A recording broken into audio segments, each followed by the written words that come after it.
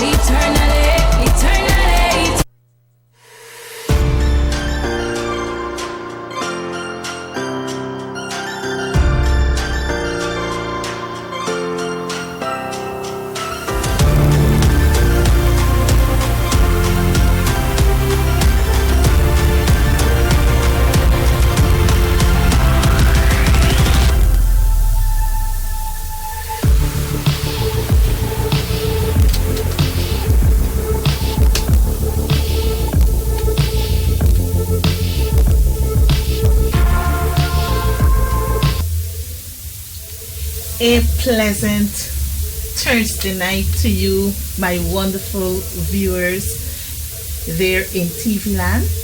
Welcome to yet another program of Let's Talk with Annette for Thursday, May 11th, 2023. And just before I get into the substance of things, you know, I hope that you like my color this evening, yes, I am displaying my green. So no need to worry, no need to get all caught up with what happened last week. But that apart, I just want to say to you, I trust your day was a good day despite the weather. As I navigated around the city late this afternoon, I recognize that many areas are still underwater. So my plea to many of you, or advice to many of you, is that as you maneuver around the city to different areas, please do so cautiously and exercise all care. Ensure that you wear your long boots, you have your umbrella and everything else, because it is this period which we have our rainy season. So that apart, I just want to get into a few announcements. I want to take this opportunity and extend birth anniversary greetings to those of you who might have been celebrating a birthday today or earlier in the week and later down in the week. So may God continue to bless you. For those of you who have a wedding anniversary, I also want to extend best wishes to you, and I trust that God continues to bless your union. Marriage is an honorable thing. It's one of the sacred sacrament that Christ gave to us, right? Also, I want to for those of you who also have a newborn, let me also wish you the very best and welcome the addition to the family. And on the sad side of things, I also want to extend my deepest condolences to those of you who might have lost a loved one. And let me also take this opportunity in extending my deepest condolences to Sir Mars, Corin Mars, a well-known educator, a comedian in his own right, an actor, and every other cap that he wears. I learned that his funeral will be next Tuesday, that being the 15th day of May 2023, and his body, I think the service and everything else, will be held on the tarmac of the National Cultural Center. So I guess you will get more information as to the timings and everything else. So once again, my deepest condolences to his family. Last week I forgot to wish the NGSA pupils the very best for the 2023 examinations, and I know many of them sat those exams. I just want to say, despite though the exams have ended, I know it is just the beginning for many of you. So don't be fearful, just keep a positive mind and know that everything will work in the interest of you. I also want to extend best wishes to all CSET and CAPE students who are sitting the 2023 examinations. I wish you nothing but the very best. COVID is still with us, so all that I can say to you is continue to sanitize, watch your distance, and also wear your mask. Wear your mask. For all your machining needs, visit Hesso and Sons Machinery Establishment. They are experienced in the resurfacing of engine heads, machining of rotor, pressing out of wheel bearings, and other general machinery works. For further information, you can visit them at West Road there in Pleasance on the east coast of Demerara. OM means Open Market number 32. So their foreman, Mr. Clement Hines, he can be contacted on 682-0556. 6820556. And the manager, Mr. Hesley Kite, he can be contacted on telephone number 616-0788. 616-0788. My wonderful viewers in TV land, this evening we will be discussing general discussions, and sometime later in the program, just before the program ends, I will open up the phone lines so that we can have, a talk back, right? But I want to touch on the first issue I have for discussion, is that of local government 2023. Yes, local government is set to be held on the 12th of June 2023. And as I have been saying in previous programs, that it is the responsibility of us at the local level to go out there and throw our support behind the candidate of your choice. So the APNU /PNC, we are contesting those elections. I also want to let you know, because you would have seen the evidence this morning, late in the day. The rain fell all day, practically all day the rain fell. And many areas in the city of Georgetown is under water.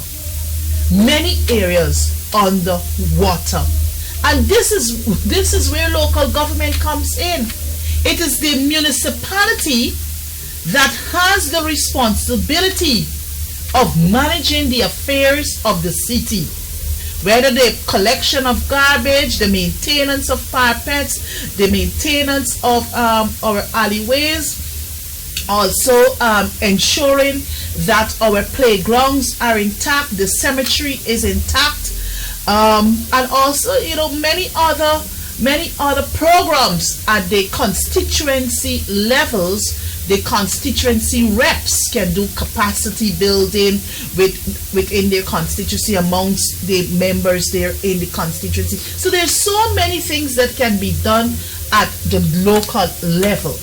But if we fail to go out there and throw our support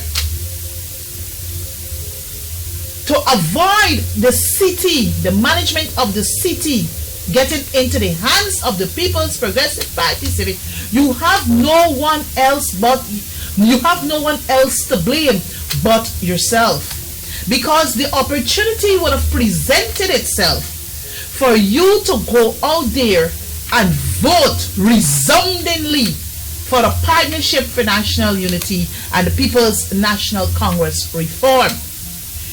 It is, I just came from a meeting where we were reviewing the statistics for the 2015, 2018, and 2016 and the 2020 elections.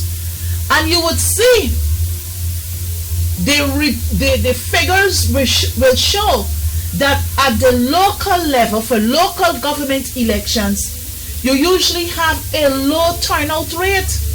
No, as I said before, we have to treat local government elections in this critical time, because we recognize the People's Progressive Party Civic, they're like a hawk. They're like a hawk setting to grab the management and to get control of the city here in Georgetown. They've already sung their voices. Georgetown, New Amsterdam, Linden, Partica, Madia, these areas they have their eyes on. So I'm saying to you once again, local government elections are critical. You would recall in 2015 when we took government, how we started to transform not only the city, but we maintained, you could have stood from Cemetery Road and see right across to where not Sussex Street, I think where St. Stephen's Primary School is, because the cemetery was well maintained under the coalition government. Flooding was a thing of the past. Flooding was a thing of the past because we ensured that the outfalls were cleared. We ensured that the pumps were in order, working conditions, and every other thing. We give the support to the city of Georgetown because we recognize that they had their own challenges. What else the coalition was able to do? In less than 5 years, one, we had 2 local government elections. Secondly, 4 new towns were established under the coalition government. Madhya became a town. Bartika became a town. Lethem became a town. And Mabaruma also became a town under the coalition government. When we talk local government elections, we have to remember what the People's Progressive Party Civic did to us. Denied us local government elections for practically 20 years. The last local government elections under their tenure was in 1994. It was the coalition who brought back local government elections. So them, or the PPPC Civic rather, heading or called local government elections for June 2023. You think they're doing this from their heart? No, they're not doing this from their heart, because they recognize that all eyes are now on them. From the foreign diplomats, all eyes are on them. And the Constitution, you know, this book, I like to refer to this book so many times. The Constitution, this is chapter 71 of the Constitution through to about 79 speaks about local democracy. Local democracy. It spells out everything, the importance and everything for local government when it comes to local government elections. So I want to say to you that you would have seen what we did while we were in government. Now that we're in opposition, we will work with our constituents to ensure that the plans that we have for the various constituencies, not only here in Georgetown, that these plans are executed in a manner that will be beneficial to you, the citizens of Georgetown. Now, I've noticed that the People's Progressive Party Civic, they're currently visiting areas around the city. Mind you, we don't have a problem with them going into, the various areas, probably to sell promises, wild dreams to our people. But what they're doing is that they have a flyer. This is the flyer. The transformative agenda for Georgetown. If the operator can zoom in a bit. The transformative agenda for Georgetown. Give our city a chance. Give our city a chance. And what they're saying here, what they're imploring us to do, is that choose the PPPC, and in so doing, this is a new PPPC-led city council. They're talking here about how many things? 1, 2, 3, 4, 5, 6, 7, 8, 9, 10, 11. They got 11 points here. 1, they're talking about rehabilitate and construct better roads. Now tell me, you would recall that in just before the May 2015 elections, we had deplorable roads, not only here in the city, but across this country. Do you remember? I don't know how many of you had the opportunity of visiting Lethem. Lethem was a red road. It was a coalition government. Less than 3 years. Lethem has concrete roads. So you see they're doing concrete roads in several areas in the city. That is the vision of the coalition government. They had 23 years and they hadn't any vision to build concrete roads. What else? You had Mabaruma. Mabaruma was a dusty red road. And from the airstrip right through to the waterfront, you go there now. Concrete road. The compliments of the coalition government. It didn't take us 10 years. It didn't take us 23 years. It didn't take us 15 years. It took us less than 5 years. Go to Madia. Another area had dusty red road. Dusty red road.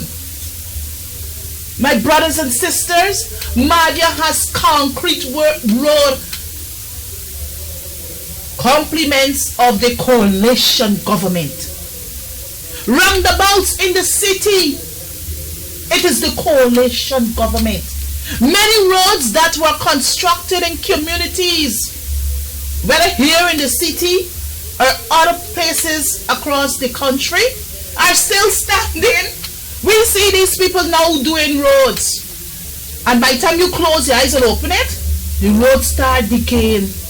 One such example, because there are many examples that I can refer to, but one such example that comes clear to my mind is the Thomas Land Road. The paved section of that road had it closed off a couple weeks, and after the work was completed, the road started to open back. So rehabilitate roads. Rehabilitate roads. They had 23 years. What are coming now in 2023 to tell us, right? Provide effective drainage system. Oh, is the PPP? Nah, man. Why they can't do it now? Why can't they do it now? Why wait till you seek to control the city? Do it now.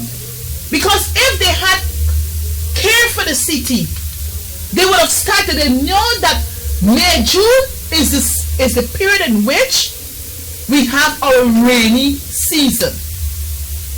So since, let us say March, probably from February to April month, they should have had preparations. Ensure the drainage are clean, the outfalls are cleared, the pumps are up and running. Don't tell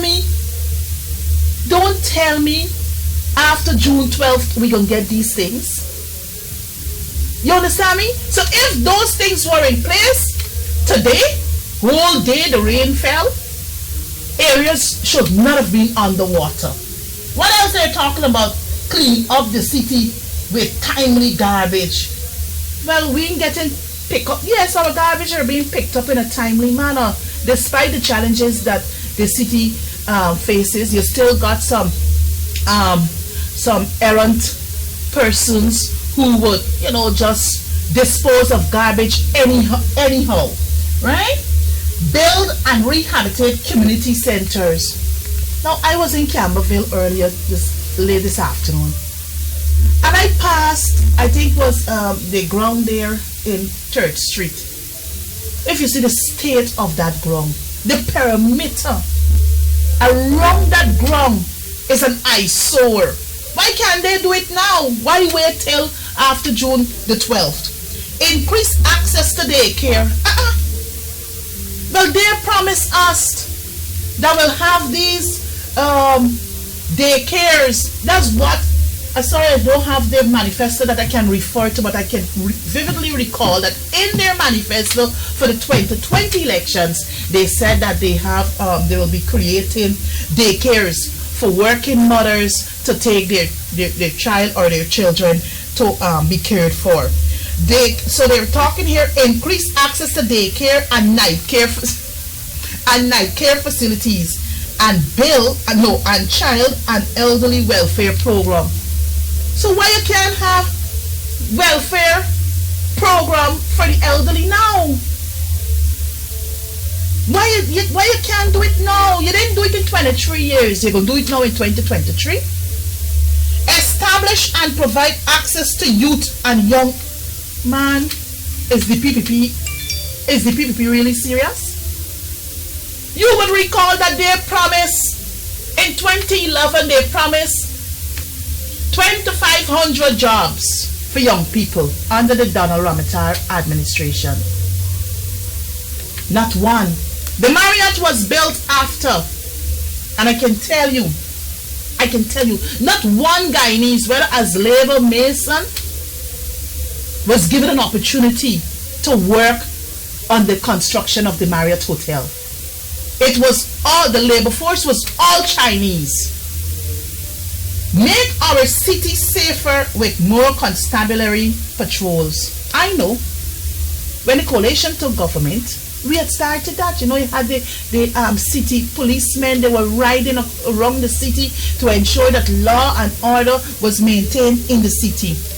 Introduce e-governance, including online services for permits, license, and other applications. Well, here we got the single window system bill number 26 of 2022,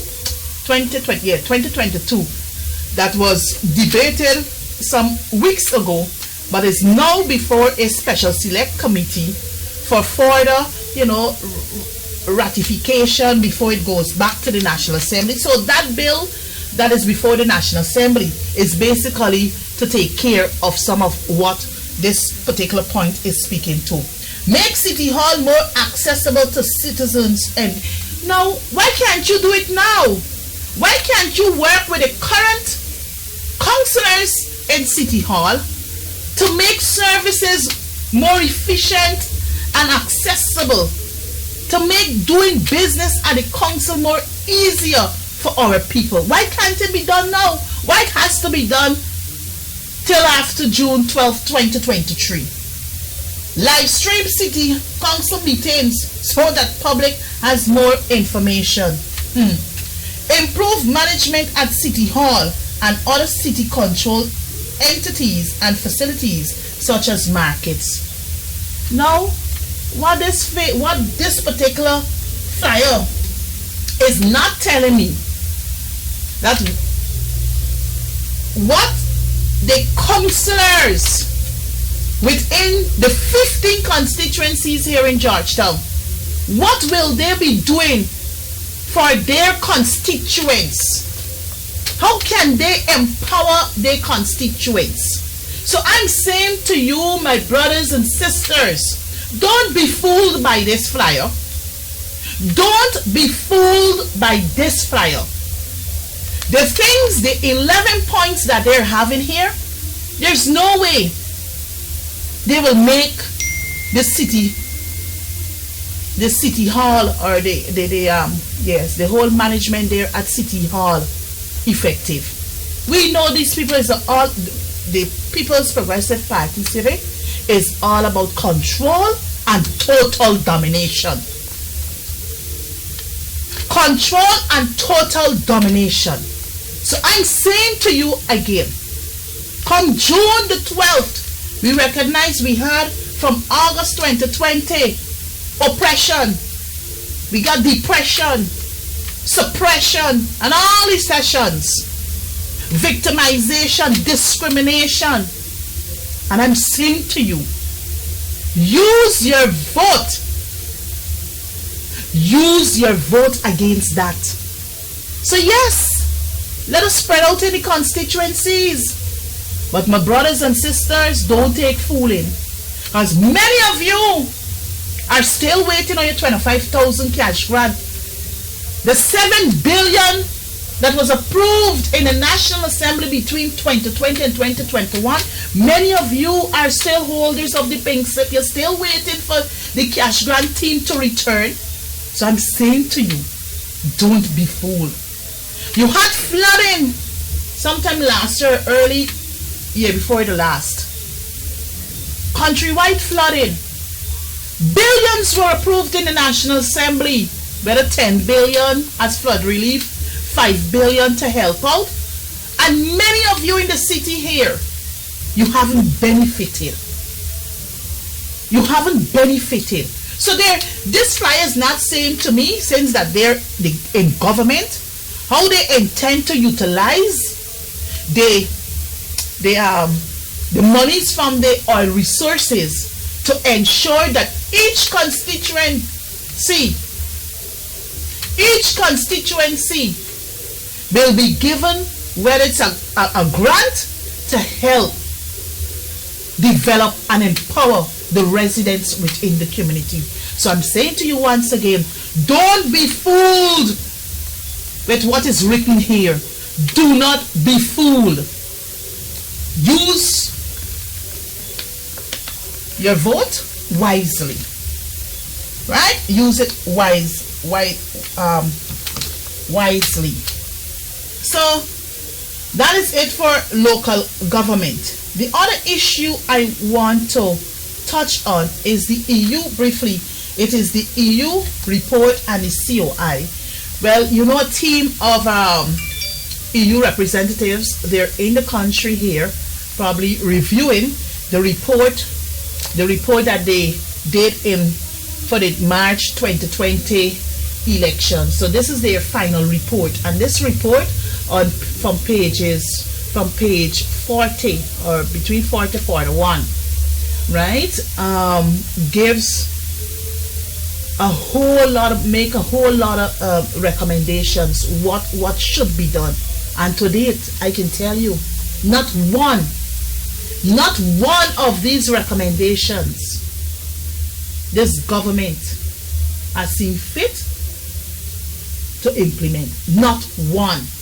The other report, and when you look at the recommendations, because the COI into the March 2nd 2020 elections, when I look at some of the recommendations they made, right, it talk about reform the structure of GCOM. The EU reports addresses that too. Even the report from CARICOM speaks to the issue of the restructuring of GCOM, right? The legislative framework, what they did last year, or I think it's 2021, they made some amendments to the ROPA bill, or the Principal Act. That is the representative of the People's Act, the ROPA. That is the act that is used to manage the elections, any elections, whether local or general, right? So what they did, they brought a few amendments, not to benefit you and I, my brothers and sisters, but to benefit them, so that they can cement themselves as though this country belongs to them. So what is the other recommendation? The very EU report speaks to the issue of reforming of our electoral laws. It talks about campaign funds. This very report too, the EU report, speaks to the issue of campaign funds. You think they're doing anything? No. So I want to know whether, it was from the EU's report, whether some aspect of the EU's report was actually pulled out and put into this COI's report, right? The other thing I want to raise here is that you would recall that after the May 2015 elections, what Jack Dio had to say. And I'm going to play that video so I can remind y'all what this man said about 8 years ago. So operator, kindly play the video.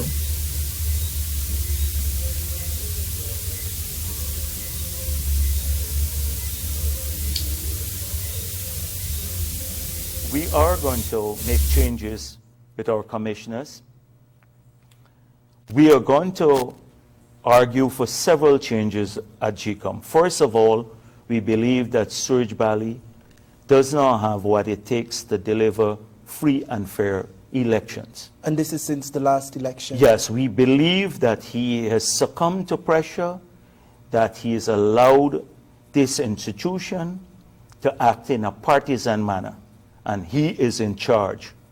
He can't put the blame on the chief elections officer. He's in charge of GCOM, and therefore the party has called for him to resign. But further to that, we need to make sure that the list is cleaned up so that people, the abuse that we had, where when you had sympathetic presiding officers to the opposition, allowing people who should not have voted to vote because they had extra ballots for people who had migrated and were or are dead in the polling stations, that if you have a new clean list, that will minimize that happening because they would not have the ballots in the polling station. Secondly, we need enhanced biometrics, because when some presiding officers said, like we had some cases in Victoria, this is Mr. X, just looking at the photo, and the polling agent from the party sits across the room or is in a hostile area, is afraid to object. They allowed a number of people to vote who should not have voted. But if you have biometrics, enhanced biometrics outside of just a photo ID, it could minimize that happening. We are going to push for electronic voting. Now, you have a system where you can do both. You can vote in the machine, and then it gives you, when you finish voting with the machine with enhanced biometrics, it emits a small paper which shows a ballot, which shows how you have voted, which you can then, like some systems have this method, which you can then put in the ballot box. So you have both systems.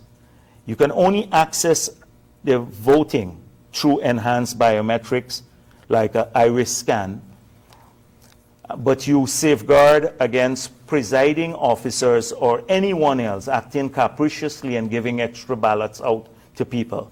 But it's a dual system. It's both electronic and manual. That is paper trail. Yes. So we're going to be pushing for that. We have to ensure a fair system of hiring in GCOM, a fair system of hiring people, and that people who are affiliated with political parties do not work in GCOM, who have been openly partisan. There are several other things that we are going to pursue. My brothers and sisters, you have heard from the man himself. After losing the elections of 2015, he found his voice to call for a new voters list, enhanced biometric, call on then chairman of the Elections Commission, Dr. Steve Surge Malley, to resign, and so many other calls this gentleman would have made. The restructuring of GCOM. But I don't want to belabor the point here this evening, because as programs come, you know, I have to flesh out everything for you to understand that this is a man we cannot trust. This is a man who sits before a camera every Thursday at 2 o'clock and has nothing significant to tell the nation. So I want you, my Guyanese brothers and sisters, to understand that this man cannot be taken at his word. He fooled the nation that he was once married. He tell a lot of lies on me. But you know what? I have courage. I have courage to deal with Mr. Jagdeo. Because you can't every time be fooling the people of this nation, lying to our citizens for your own benefit. Always, have something to say about the leader of the opposition, the members of parliament, my other colleagues. I'm saying to you, Guyanese, Mr. Bharat Jagdeo cannot be trusted. We saw what played out after the nomination day for local government elections. Dead people voted. Dead people signed as backers for candidates. People who migrated signed as backers for candidates. And then you gonna come out when the evidence was put out there by the APNU. You came out and apologized publicly to the family that was affected. What does this say to us? Who are the real riggers?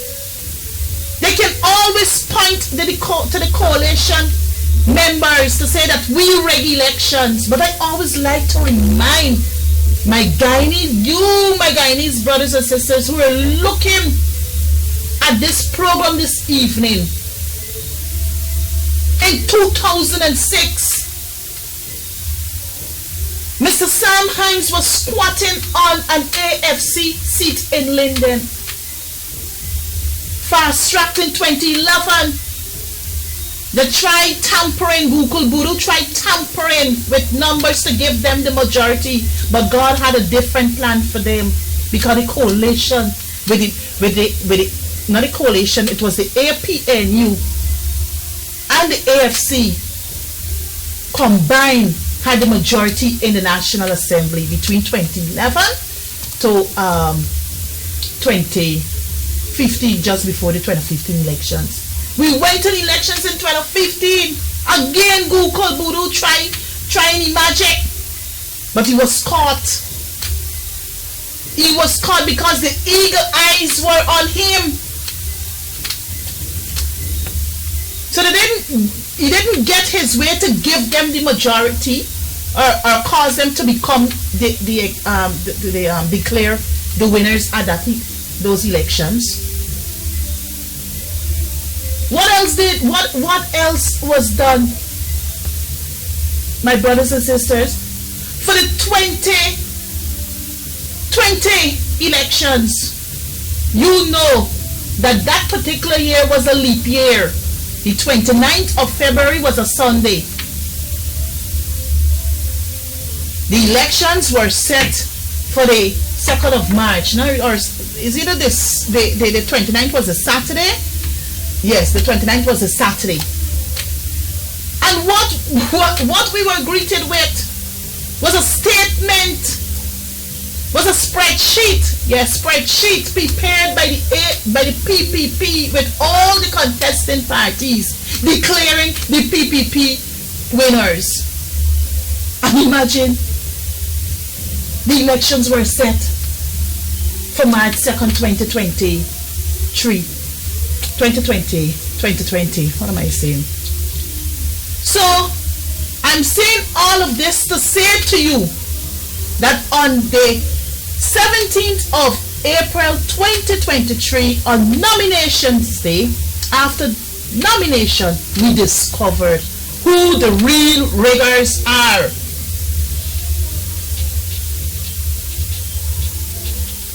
Right? So we have to have these things behind our heads. We can't go short memory because those people ain't got short memory. Power, they don't care how they gotta grab up at power. I also want to touch quickly on parliamentary updates, just to let you know we had motion A motion was filed by my colleague, Ganesh Mahipal, and it was actually in connection with the Exxon operations. Operator, just put up those the still for me there so I can refer to them.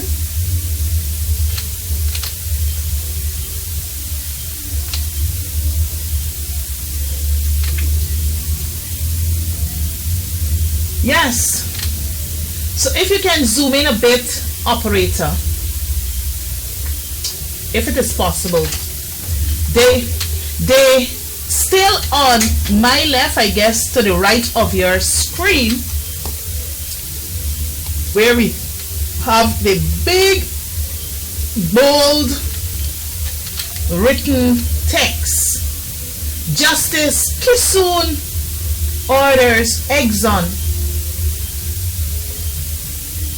to provide unlimited insurance coverage within 30 days to Guyana. Then to the right of the screen that is before me here in studio, which might be to your left, House Speaker blocks motion compelling government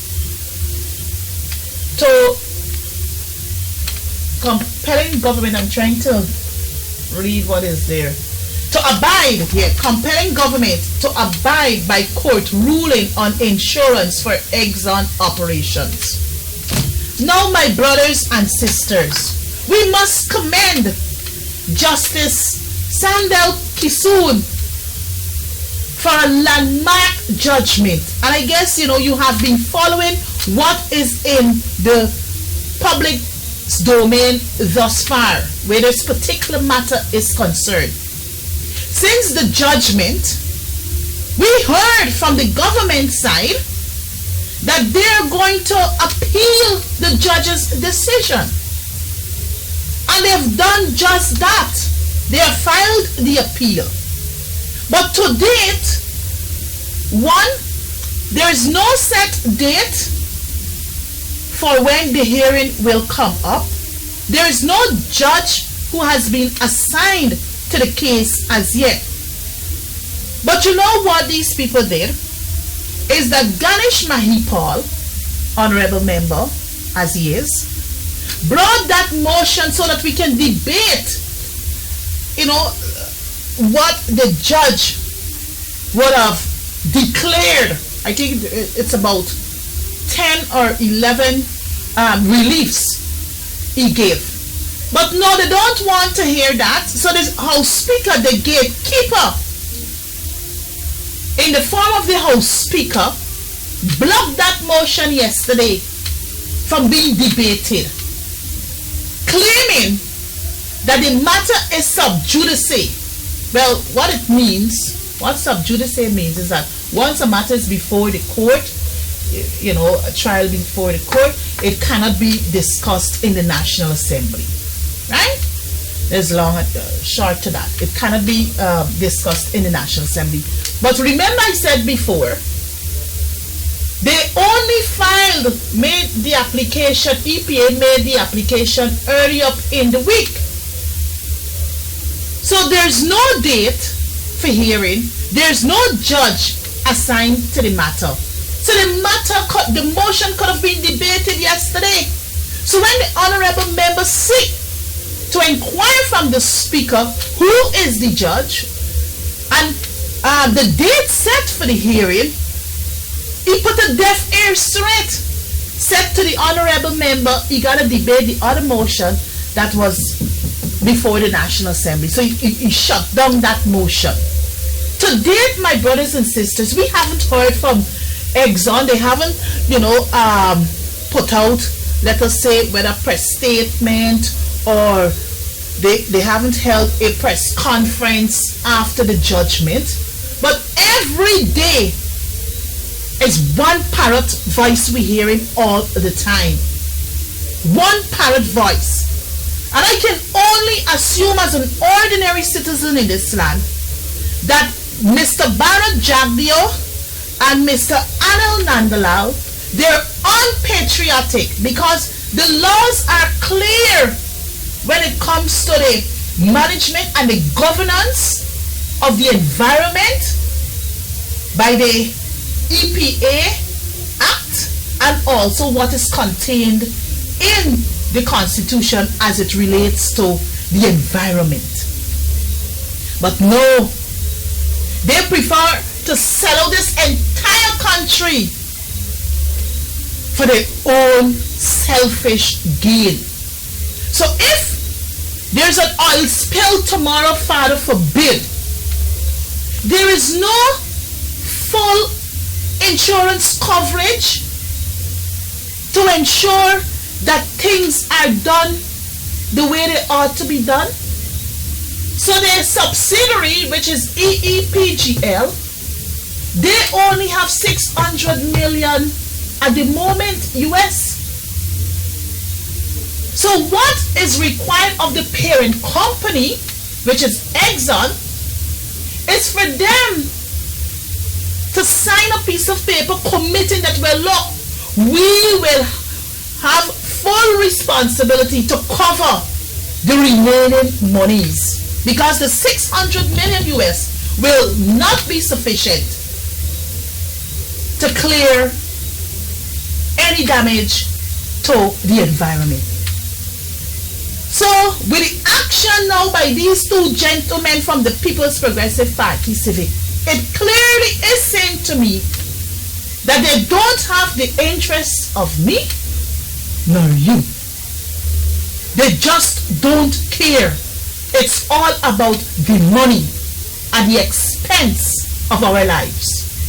So, you know, civil society, they've already started to talk about what is happening, and everybody giving, every day you have well articulated letters in the papers where people expressing concerns of what is happening with the management of our oil resources here in this country. So I will continue, you know, in further, in subsequent programs to discuss this too.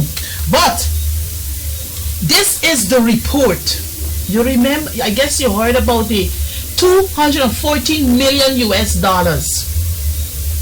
214 million US dollars after the audit was done on the Guyana Petroleum Cost Recovery Audit. This audit was done, I think, sometime in between 2020, sometime between 2020, 2021, something like that, right? But it is not until Stabrook News leaked the information, leaked the report, that they started to talk about this 214 million. But you know what? This is what they're going on as they move around in the city here for the local government elections. They're telling citizens that we, the coalition government, how we hide the 18 million US dollars. That is not so. The coalition government got a US $80 million as a bonus to help us with the Venezuela issue there at the level of the ICJ. It also was to help us, some of the monies were to be used to help young people be trained in the oil and gas sector.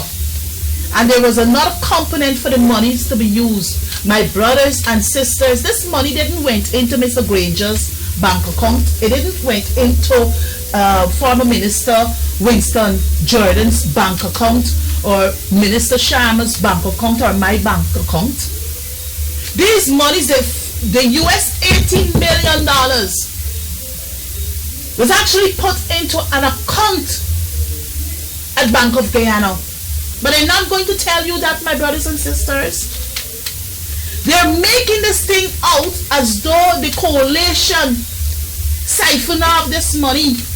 But the monies were in the bank account at Bank of Guyana. But we know where the 18 million US was.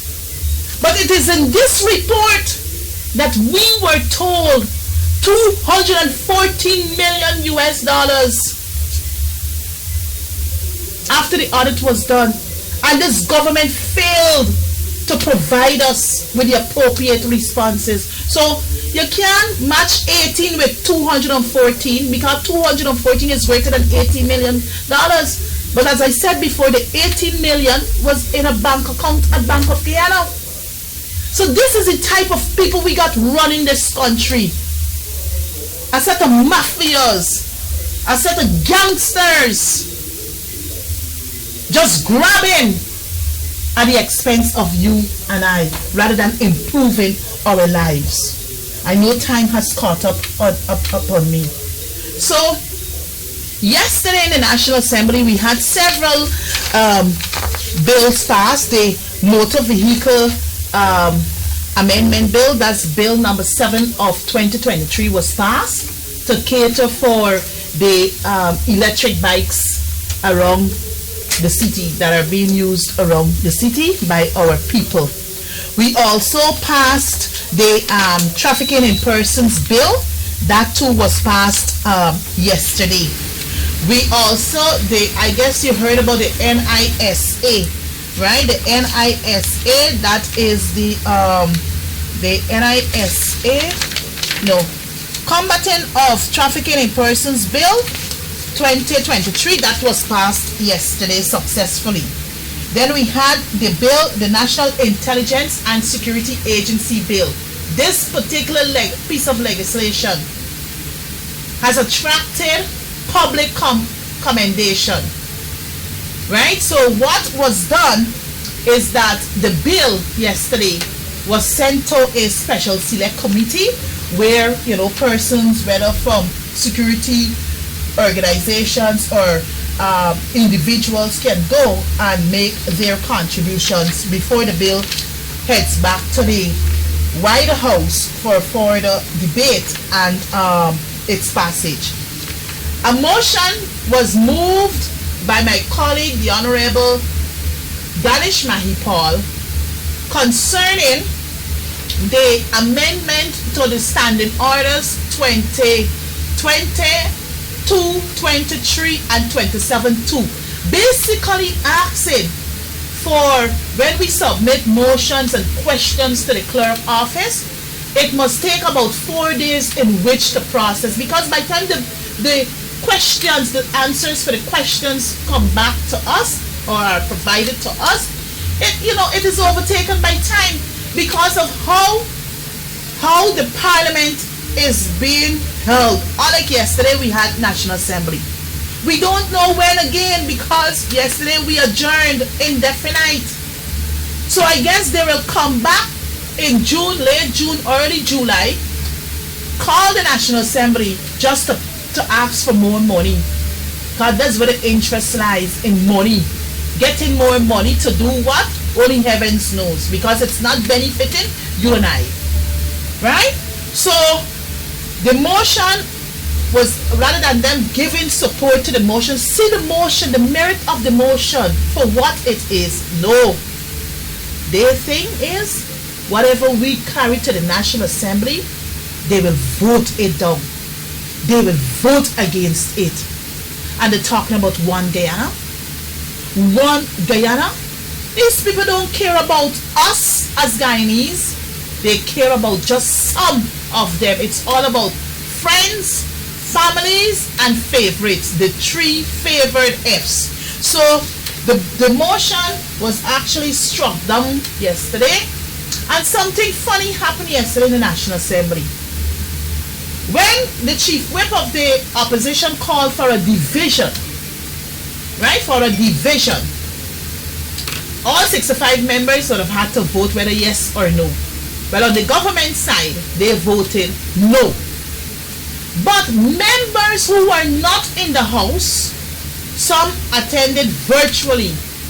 So when it was time to take the vote, Madam Gail Teixeira, who's the chief whip for the government side, probably those who were not in the House, she ensured that they signed in and they were online, including Mr. Barajagdio, who don't ever come and sit in the National Assembly and contribute to no debates.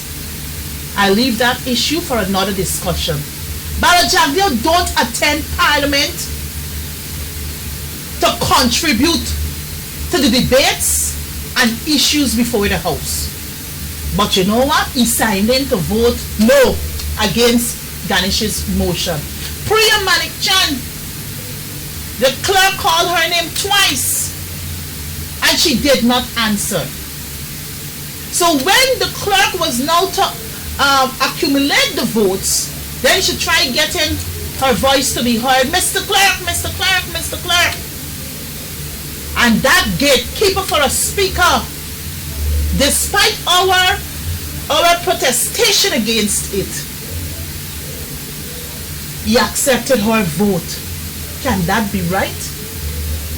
Can that be right, my brothers and sisters? So, you know, we have our challenges in the National Assembly as MPs. But you know what? We will continue to fight for you. Because that is what you voted for. You voted for us to represent your cause. And that we will do. So I will end by saying I have 5 minutes remaining to program time.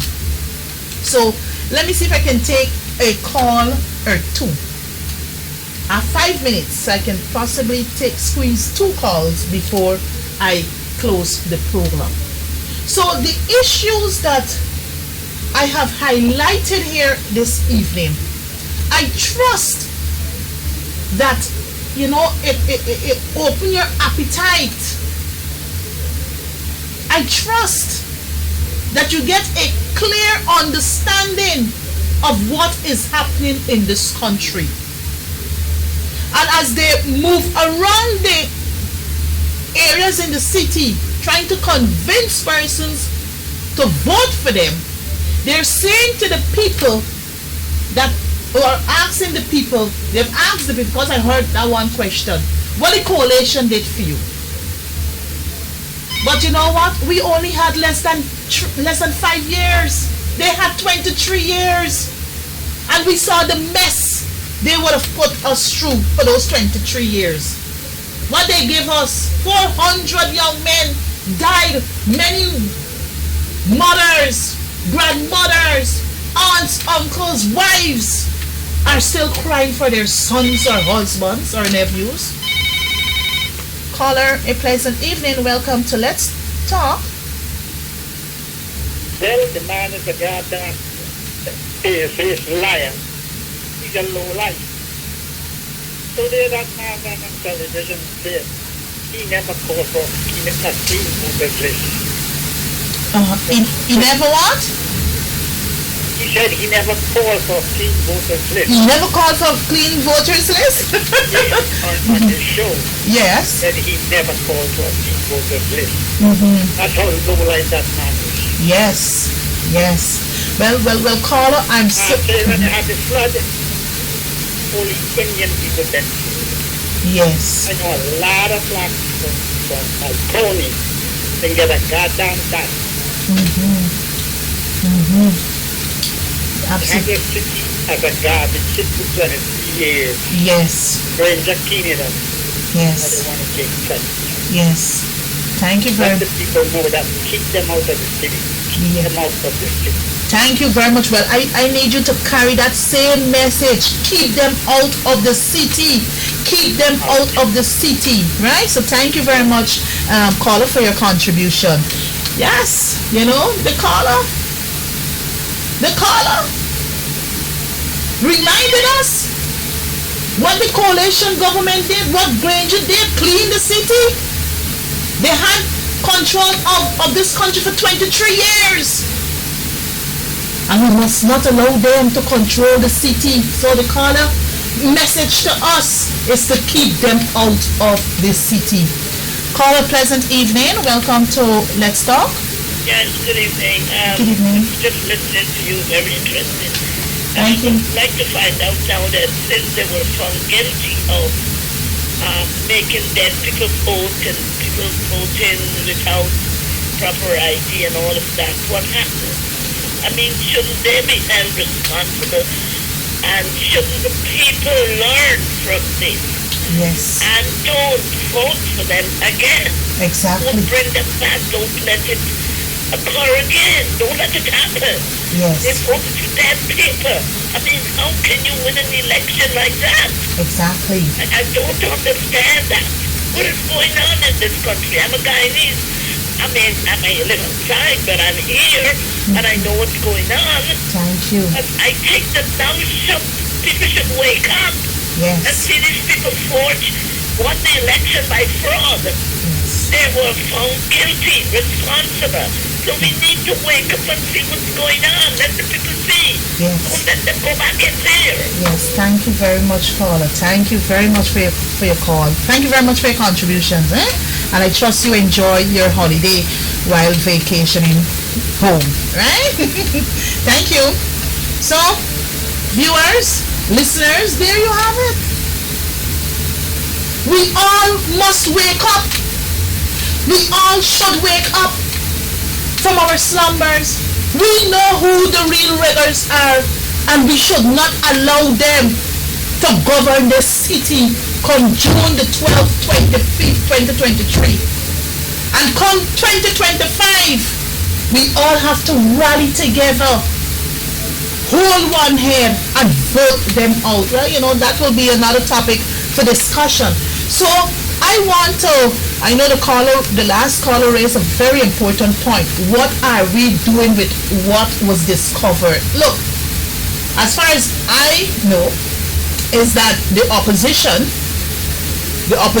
has filed I think a writ in the court regarding the boundaries and so forth. So that matter is expected to come up on the 30th of May 2023. So we will just have to wait and see exactly how the Chief Justice will deal with that matter. But what I can say is that we have taken this matter to court, and it is now for the court to rule whether we go forward, whether we stall a bit until things get cleaned up, because fraud was indeed established, and fraud is fraud, right? So I know that time is on me. I just want to say thank you to all of the two callers who called in not so long ago, and to you, my wonderful viewers there in TV land. I want to say thank you for taking time off from your busy schedule to be with me for this hour, where you were able to learn what I had to say. And I trust that you will take the message with you. 2 messages we got here this evening from 2 different callers. Keep them out of the city. Keep them out of the city. Keep them out of the city. And secondly, wake up. Wake up. Wake up. With those few words said, I want to say, do enjoy the remaining of your weekend. I look forward to seeing you next Tuesday. On Tuesday, you will see me for another program of Let's Talk with Annette. May God continue to bless you, my wonderful people there in TV land. May God continue to bless your family, and may God continue to bless this dear land that He has gifted to us. Ta-ta!